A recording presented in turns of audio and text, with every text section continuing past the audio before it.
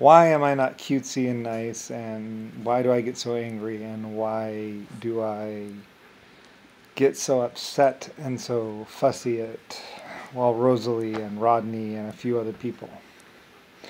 Why? Because when people were starving, I was the one who had to figure out a way to keep them from starving.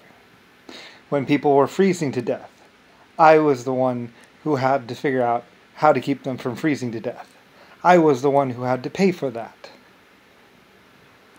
When people were getting hurt, I was the one who had to create the laws to keep them safe. I was the one who had to do all decisions. And when people had to starve, I was the one who had to decide who got to starve and who didn't. If you make those decisions, it changes you, and you don't look at life exactly the same way. And I was doing that when I was 6 years old and 7 and 8 years old.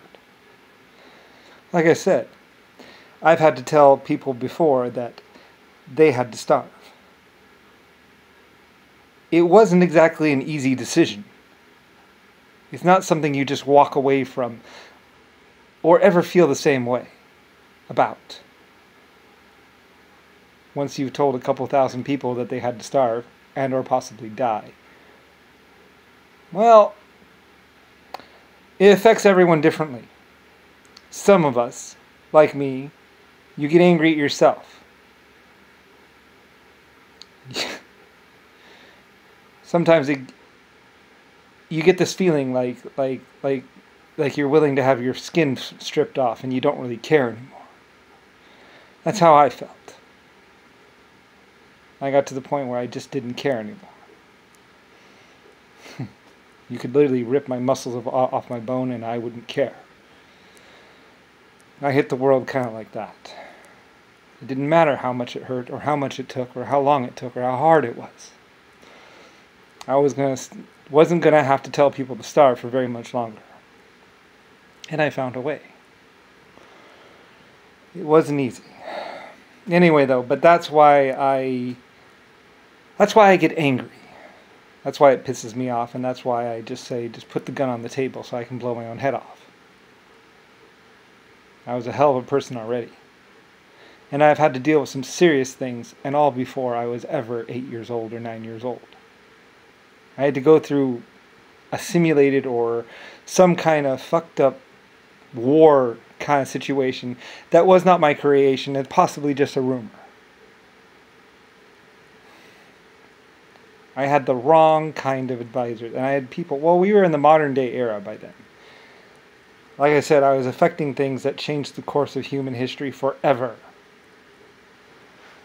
The kinds of things that I started, the kinds of things that I mandated, the kind of things that I paid for, were the kinds of things that, once done, the future would never be the same. I started traditions that quickly made civilization possible. Anyway, but that's why things are different for me, and that's why it was different for me, because I had to make those decisions. You know, I had to set pay wages. I had to decide what was possible and what wasn't possible. And when I failed, there weren't that many other people that could come to help. I devised teams and systems for dealing with things automatically. People, groups, boards, and I had to pay for all that. And then I had to find a way to pay for all that. I had to create the systems that are the ways that civilization functions. And I had to do it from the ground up. Being a world-class inventor and the person who invented mining and all kinds of other things, there was no one else. No, there's no one richer, and there is no one more capable. Probably, possibly. Later on, I created schools and created higher learning and all kinds of other things, which basically made civilization happen. So, anyway, I can't really explain it that well, other than to say that. But That's why things are different than me, for me, and that's why I deserve more respect than most people. Because I really was there, and I really did have to do all that, and I really have changed the future and human destiny forever in so many ways. And it wasn't Rodney, it wasn't Rosalie, it wasn't anyone else besides me, the Queen of England possibly, and a couple other queens.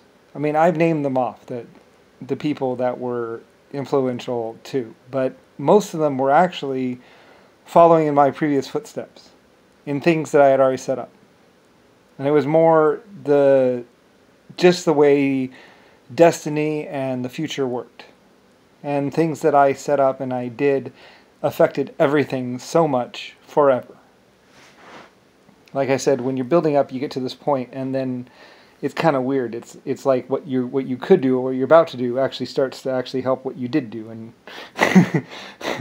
it's kind of weird. Forever destiny kind of thing. Anyway, though, but I changed so much and was such a good inventor anyway that that allowed for something special to happen. So anyway, but that's why I am not just a person. I am not a Brian. I've always been a leader. I am the legendary Lucifer.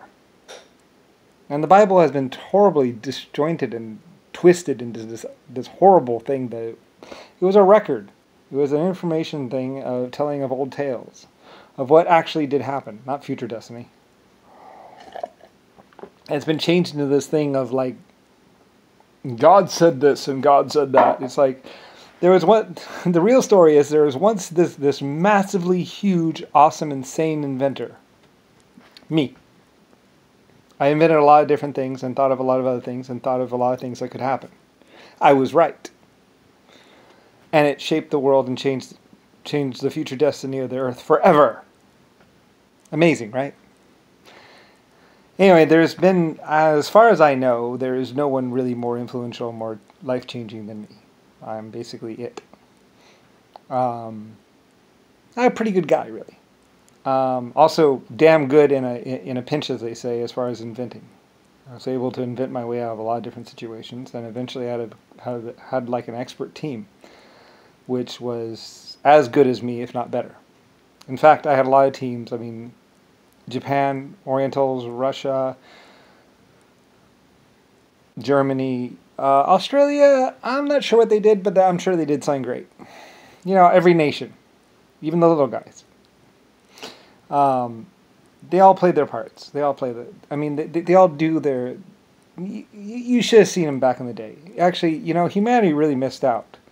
If you could have seen the Colosseum epic battles, they're not really epic battle. I mean, they're epic like build-offs. You know, I mean, you should have seen the real nations of the old days competing in build-offs and civilization building.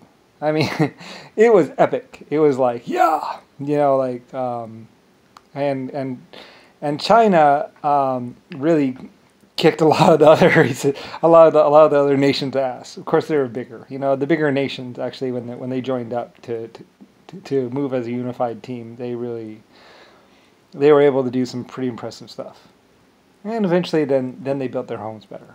Anyway, though, I wish people could really see the real tale of the Earth. You know, not this little fantasy whatever thing that people portray, but the real, how civilization really was formed. How, like, nations really came together and really kicked ass together. And, you know, people missed out.